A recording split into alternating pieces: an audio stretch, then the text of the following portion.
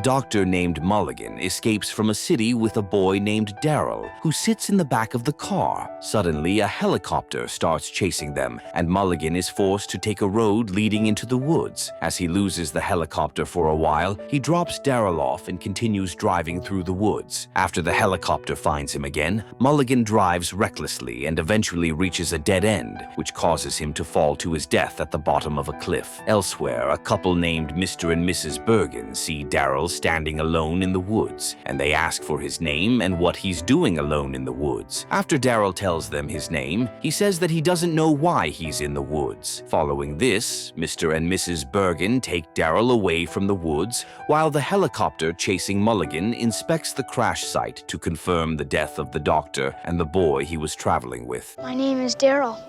Days later, Mr. Bergen goes to a city hall to report how he found Daryl. While Daryl waits in the truck, he sees some boys playing basketball at a nearby court. Daryl then leaves the truck and heads toward the court to watch them. Almost immediately, one of the boys commits a foul and denies it. As the boys argue about whether it was a foul or not, they see Daryl watching them, so they ask him what he thinks. Daryl gets nervous and says that he doesn't know. He also walks away strangely, and the boys find this weird. Just then, Mr. Bergen leaves the city hall and says goodbye to Daryl because he's now about to be taken to an orphanage in a place called Barrackton. After a while, he gets to the orphanage and takes a bath before changing his clothes. He is then taken to meet a doctor who carries out an eye test for Daryl. During the test, Daryl is told to turn back to read the letters on an eye chart, but he just faces the doctor and says everything as if he had memorized them before. Can you read the letters on that board over there?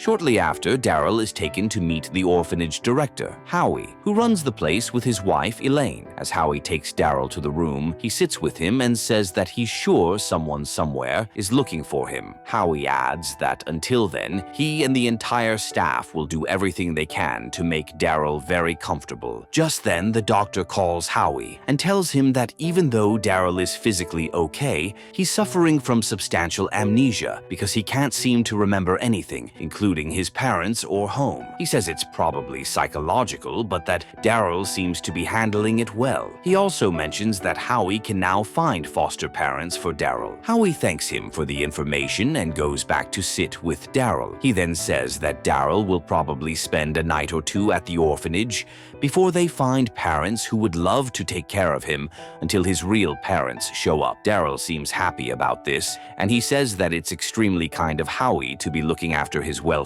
He handles it well, though, so you can certainly go ahead. Shortly after, Howie leaves the orphanage and heads to a construction site to meet his friend Andy to ask if he and his wife, Joyce, would love to be foster parents. Andy likes this idea, and after the day's work, he goes home and meets Joyce, teaching a girl named Melanie how to play a piano. Melanie doesn't seem to be quite good yet, and after her lessons for the day, Joyce says she can go home. Following this, Joyce welcomes Andy home, and he tells her about what Howie came to do at his workplace earlier. Joyce looks excited about this, and she asks why Andy didn't accept already. Andy says he only wanted her to be sure because the boy Howie talked about has memory loss. Joyce doesn't seem to care, and she says that they need to accept Daryl as their foster kid because that's the only way they'll be able to adopt a kid in the future. The next day, Howie brings Daryl to meet Andy and Joyce. They both look excited to see him, and Daryl also greets them well. As Joyce takes Daryl to show him around,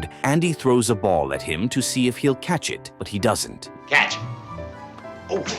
Later that night, while Daryl is sleeping, Andy and Joyce stand at the door to watch him. Joyce says she's really happy, but Andy tells her not to forget that Daryl might not be with them for long if his parents are found. Joyce then tells Andy not to think about that, and he agrees to also enjoy the moment. The next morning, while Joyce is in the kitchen, Howie's son, Turtle, comes to the house to visit her. Turtle then asks for Daryl, and Joyce calls his name so he can come downstairs to make a new friend. Before he Andy arrives, Turtle says he heard that Daryl doesn't remember anything, and Joyce confirms this. Turtle asks if Daryl has a mental illness, but Joyce says he doesn't. She also makes Turtle promise not to bring up anything about Daryl's memory loss when they're together. Shortly after, Turtle takes Daryl out to sit by a lake. Turtle then says it's quite weird that Daryl remembers his name, but has forgotten everything about his family and his old school. Daryl says that the doctor believes his memory might come back soon, and Turtle suggests going to his house. We better get back.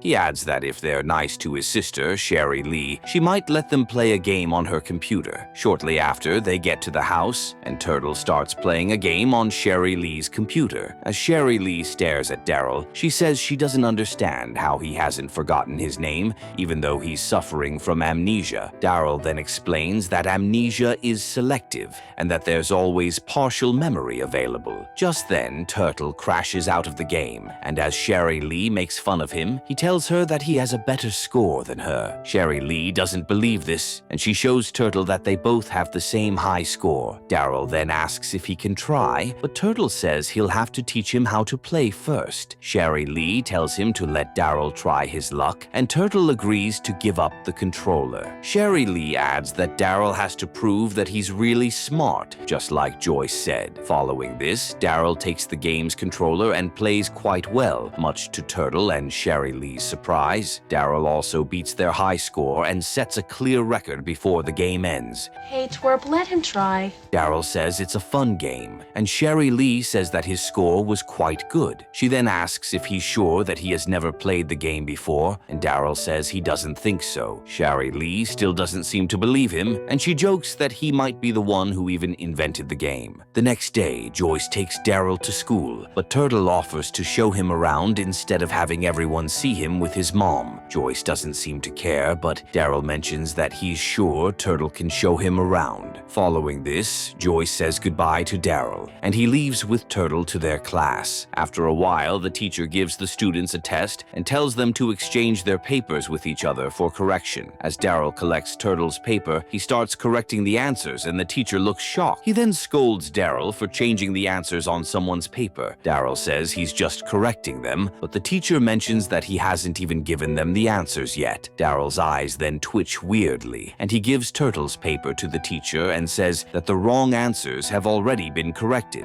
I marked number 9 is right. He also explains how he got the answer to one of the tough questions, and this leaves the teacher shocked. Daryl's classmates seem impressed with this, and he smiles at them. Later that day, after school, Andy teaches Daryl how to play baseball along with Turtle. After talking about the basics of the game, Andy gives Daryl a bat and throws a ball at him. Interestingly, the ball just hits the bat, and Daryl throws it down because it hurt his hands. Andy then explains that he's supposed to try to hit the ball instead of just holding the bat. After this, Andy throws a ball at Daryl, and he hits it well. Andy is shocked by this, and as Daryl asks if it was good enough, his foster dad says it was better than what he expected. He then calls Turtle and tells him not to inform anyone about what he just saw. Turtle agrees to keep it a secret, and Andy throws another ball at Daryl. He hits it very well again, and Andy looks quite excited as he calls Daryl a natural. He adds that Daryl is a genius, who will be his team's secret weapon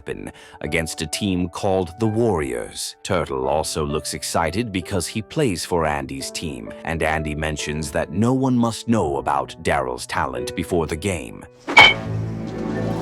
Andy then throws one last ball at Daryl, and he hits it so well that it breaks the window in the living room where Joyce is teaching someone how to play the piano. Andy looks happy about this, and he tells the kids that practice is over. The next day, Howie and Elaine visit Andy and Joyce at the house. Joyce then jokes about how Andy has already told them what Daryl can do, even though he made Turtle promise not to tell anyone. Andy says he's just excited, and that the only person who can't know about Daryl is the coach of the Warriors, Bull. He adds that Bull is very arrogant, and Howie says that Turtle has already told him about the coach. Just then, Turtle and Daryl enter the house, and their parents joke about something that happened at the last game against the Warriors. Daryl then asks if there's anything he can do to help, and Howie tells him to call Sherry Lee. Daryl says she has gone out with a boy, but Joyce quickly stops him before he says something embarrassing about Sherry Lee's boyfriend. As Daryl then leaves, Joyce looks worried and asks Howie if he has noticed that there's something different about her son. Relax, Howie. I was only kidding.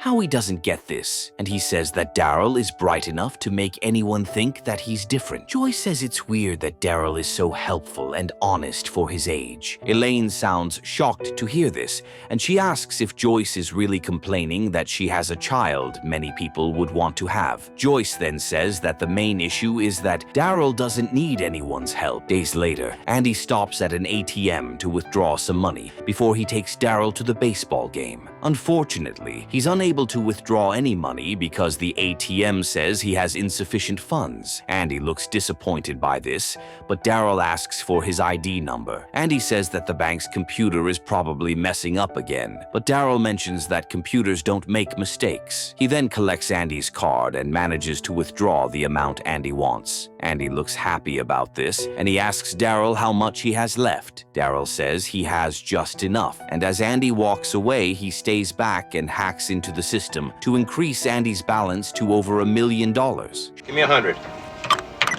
Shortly after, they get to the baseball field, and Andy goes to wish Bull good luck. Bull sounds arrogant and says that Luck didn't win his team 3 championships in a row. As he adds that luck is for losers, Turtle shows up to tell Andy that the team doesn't have sodas for the game. Andy then tells him to go to his house because he's sure that Joyce and Elaine can quickly prepare something for them. Following this, Turtle gets to the house and stands by the door while hearing Elaine talking about how she doesn't believe that Joyce is not happy to have a wonderful son. Joyce then says that Daryl doesn't leave room for her to help him and that he irons his own clothes, makes his breakfast, and polishes the bedroom floor. As she adds that he's a better mom than her, Turtle shows up and pretends like he's just entering the house. He then tells his mom and Joyce about the sodas. Shortly after, the game begins, and Andy tells Daryl to go out to play. As he hits the first ball very well, Bull looks shocked, but Andy and the rest of the team get excited. After a while, Andy's team takes the lead, and while Daryl is on the bench, he sees Joyce and tells her that Andy is very happy. As he mentions that Andy told him that they've never been in the lead before, Joyce confirms this, but her voice shows that she's not happy with Daryl. He looks disappointed by this, and as Turtle sees this, he tells Daryl that grown-ups always have to feel like they're making progress with their kids. He adds that Daryl needs to mess up sometimes, so that Joyce won't always be upset that he's perfect. When Daryl steps up to bat again, he intentionally misses the first ball, and Joyce seems happy. As he misses all the balls, Andy looks devastated, and Turtle goes to tell Daryl that he shouldn't have blown the game. Daryl says that the game is not more important than Joyce, and Andy asks what really happened to him. Daryl insults Andy, and he looks shocked, while Joyce seems to feel much better that her son isn't perfect. As Daryl walks away, Joyce calls him back, and he says that he's sorry for what he did. Joyce doesn't seem to care, but she tells him that he shouldn't have insulted Andy. I don't even like the game.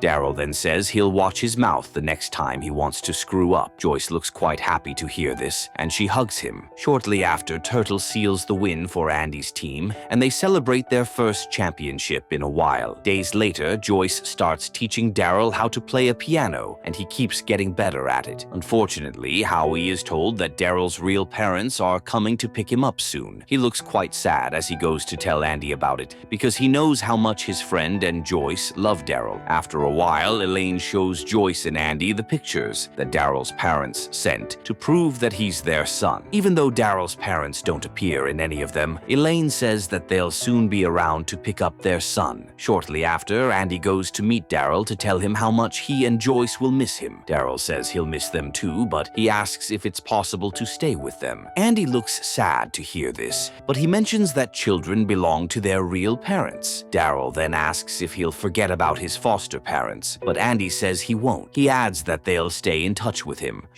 Gonna stay in touch, aren't we?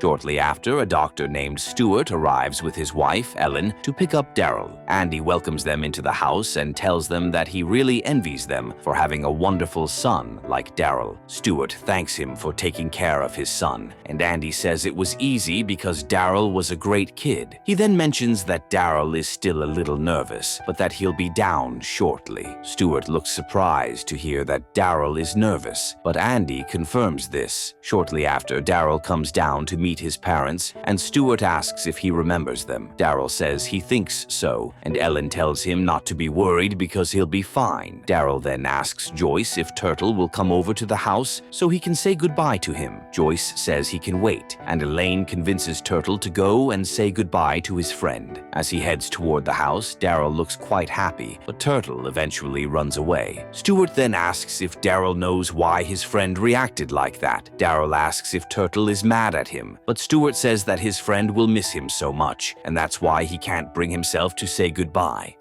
Can you imagine how he must feel?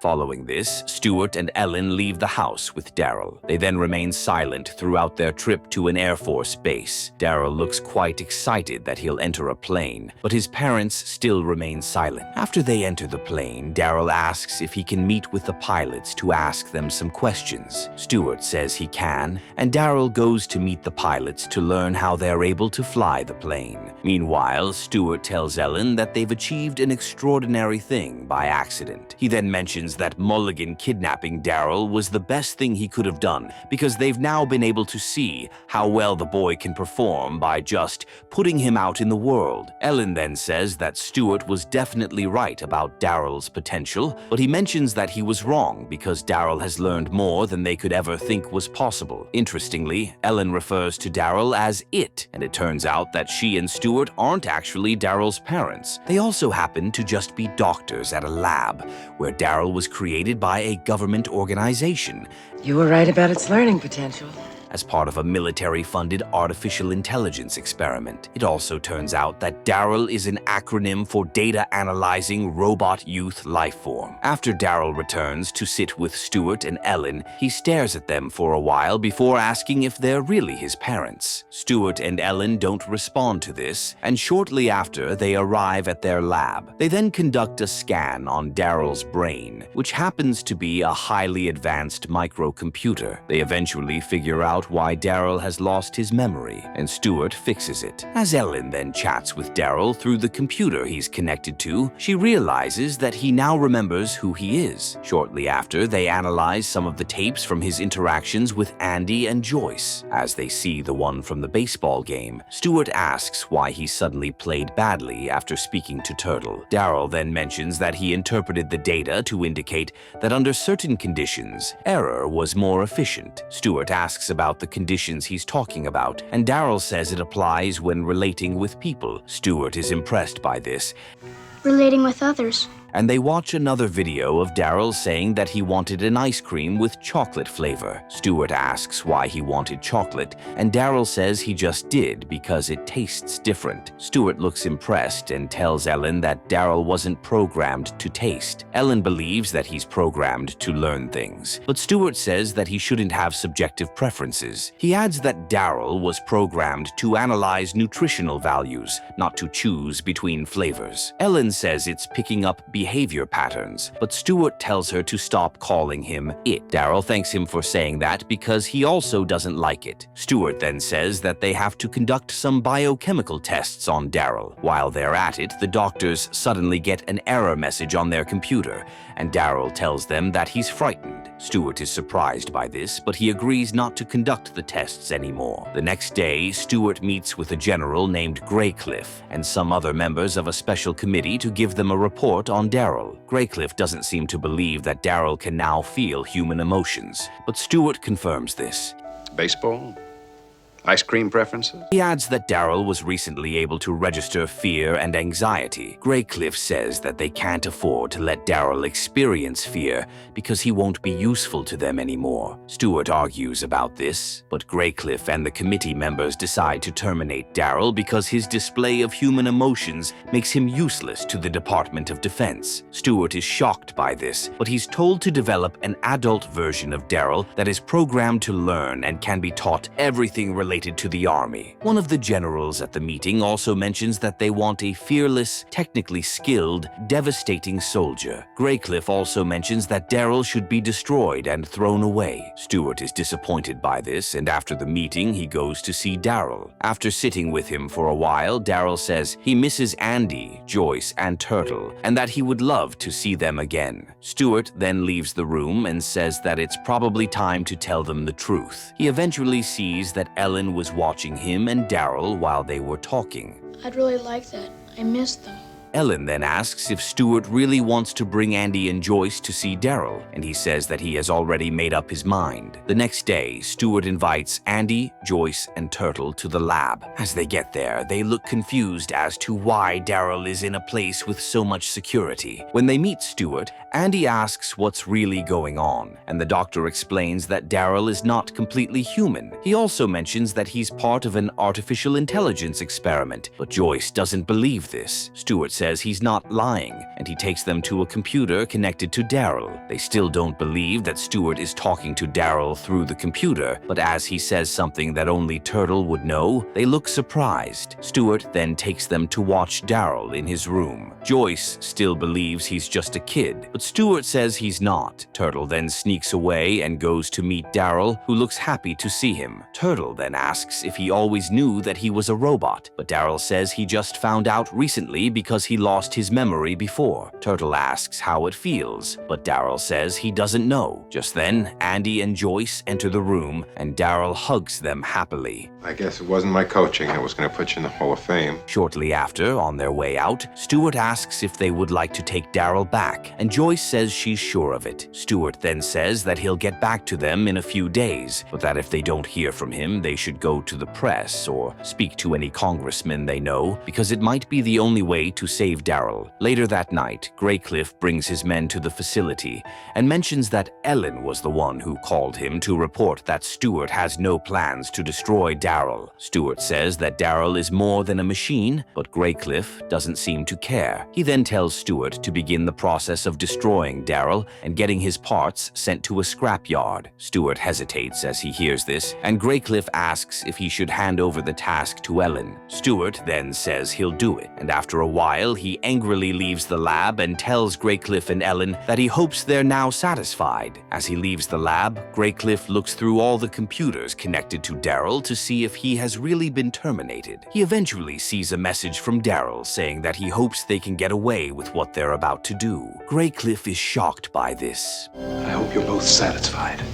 But he then realizes that Ellen knew about the plan all along. As he asks why Ellen joined Stuart in planning Daryl's escape, she mentions that a machine becomes human when they can no longer tell the difference. Graycliff then calls the soldiers at the gate to stop Stuart, but it already appears to be late because the doctor has escaped. Following this, Daryl comes out of his hiding spot, and Stuart starts driving them away. The soldiers and cops in the city follow them, but Stuart finds a way to lose them. Daryl then asks if he can drive, but Stuart says he'll attract attention. Almost immediately, some cops see them and start chasing them again. After Stuart loses them for a while, Daryl asks if he can now drive since they've attracted attention already. Following this, Stuart moves away for him to drive, and Daryl gets past the cops and even makes their cars get destroyed. After a while, he and Stuart stop at a place where they swap the car for a truck. As they keep moving, they eventually see a roadblock, and Daryl sneakily gets down so that Stuart can pass through without any suspicion. Hey, officer, have you got a light? Daryl then messes with the cop car and meets with Stuart in front so that the cop won't be able to follow them. Unfortunately, there happens to be a second roadblock in front of them, and the cop shoots at them. Stuart hits the cop car, blocking the road, and gets away, but he appears to have been shot. After a while, Daryl stops the car and brings Stuart outside. He then says he would have been able to help Stuart if he had a medical program installed. Stuart doesn't seem to care, and he says he's sorry for making Daryl a fugitive and for taking him away from a family where he was loved. Daryl tells him not to think like that, and he says that Stuart is the one who made him who he currently is. Stuart then tells Daryl never to forget that he's a real person. After he says this, Stuart dies, and Daryl looks sad. Following this, Daryl sneaks into an Air Force base and distracts everyone there with a false fire alarm. He then flies a plane away, and everyone looks shocked. Back at the military base, Graycliff asks an Air Force general what they can do to stop Daryl because the public mustn't be aware of him. That plane leaves United States airspace. We have no choice. The general then mentions that there's an explosive charge built into the airplane he stole. He adds that he can give a command to get it destroyed wherever it is. The military officials then warn Daryl not to leave U.S. airspace or the plane will be destroyed. Daryl doesn't seem to care, and he just sets a timer before contacting Turtle through the radio he has at home. Turtle is surprised to hear Daryl's voice, but Daryl says he'll be home soon. He adds that Turtle should meet him just by the Blue Lake before their school. Following this, Turtle leaves the house with Sherry Lee, and Daryl also sticks a chewing gum on the camera inside the plane. With only a few seconds for the plane to blow up, Daryl ejects and uses a parachute to go down. The plane blows up immediately, and even though Graycliff is informed about this, he says that there's a possibility Daryl ejected before the explosion. The Air Force general then mentions that they would have gotten a signal from the ejection mechanism if he used it. Unfortunately, Daryl lands inside the lake and drowns because he cannot swim. Well, that's that, General. He could have ejected. As Turtle and Sherry Lee arrive at the lake, they see Daryl's body floating on the surface. Turtle then jumps in to save his friend, but after Daryl is taken to the hospital, he's confirmed to be dead. Andy and Joyce are devastated by this, and Turtle and his family also look sad. As they get home, everyone stays silent, but Turtle suddenly mentions that Daryl shouldn't be able to die from drowning because he's a robot. Joyce also seems to agree with this, but she doesn't say anything. Elsewhere, Ellen shows up at the hospital with a briefcase and tells Daryl that she knows he can hear her. After a while, Turtle leaves the house looking unhappy, but he suddenly sees Daryl running toward the house. He looks extremely excited and runs toward Daryl to hug him. As everyone in the house also comes outside, Daryl sees them and runs to hug Joyce and Andy. Even though he was initially created to be a military robot, Daryl went into the real world and lived like a regular kid for a few weeks. He also developed human emotions, which surprised his inventors. Unfortunately, this part of the experiment didn't sit well with Graycliff, and he ordered Stewart to destroy Daryl. Stewart refused to let this happen, and he saved Daryl, who eventually reunited with his human family. Do you think there'll ever be a time when robots live among humans?